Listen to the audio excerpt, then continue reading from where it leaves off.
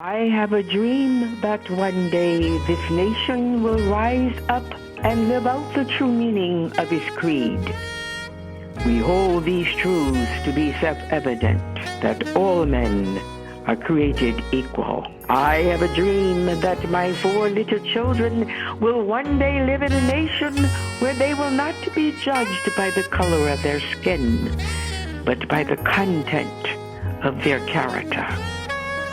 I have a dream today. The sons of former slaves and the sons of former slave owners will be able to sit down together at the table of brotherhood. I have a dream today.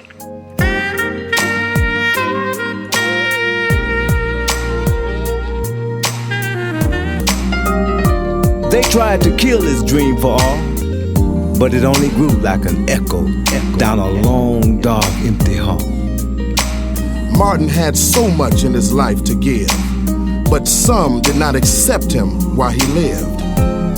Now the dreamer is gone, but the dream lives on.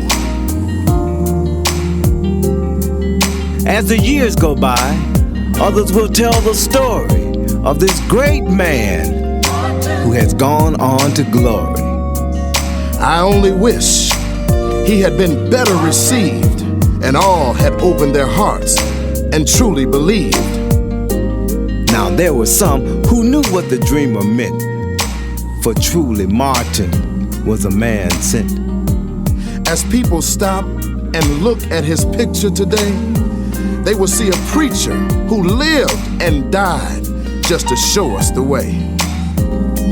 Now the torch is lit, and it burns high, and we must keep Martin's dream alive and never, never let it die.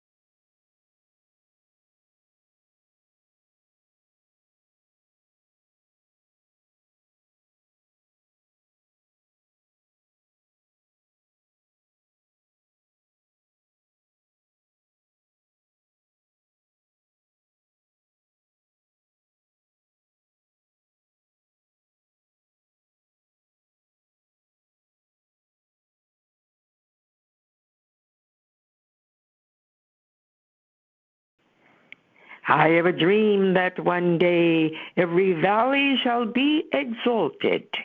Every hill and mountain shall be made low. The rough places will be made plain, and the crooked places will be made straight. And the glory of the Lord shall be revealed, and all flesh shall see it together. This is our hope. This is the faith that I go back to the South with. With this faith, we will be able to hew out of the mountain of despair a hope, a stone of hope. With this faith, we will be able to transform the jangling discords of our nation into a beautiful symphony of brotherhood. With this faith, we will be able to work together, to pray together, to struggle together, to go to jail together, to stand up for freedom together, knowing that we will be free one day. This will be the day when all of God's children will be able to sing with new meaning, "My country 'tis of thee, sweet land of liberty, of thee I sing. Land where my fathers died, land of the pilgrim's pride, from every mountain side, let freedom ring." And if America is to be a great nation, this must become true. And so let freedom ring from the prodigious hilltops of New Hampshire. Let freedom ring from the mountains of New York. Let freedom ring from the heighting Alleghenies of Pennsylvania. Let freedom ring from the snow-capped Rockies of Colorado. Let freedom ring from the curvaceous slopes of California. But not only that. Let freedom ring from the Stone Mountain of Georgia. Let freedom ring from the Lookout Mountain of Tennessee. Let freedom ring from every hill and every molehill of Mississippi. From every mountainside, let freedom ring.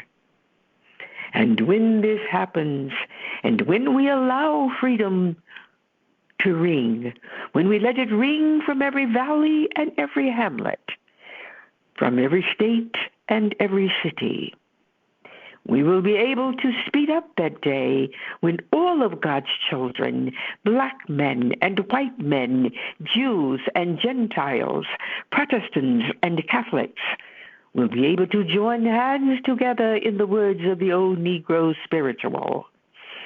Free at last. Free at last. Thank God Almighty.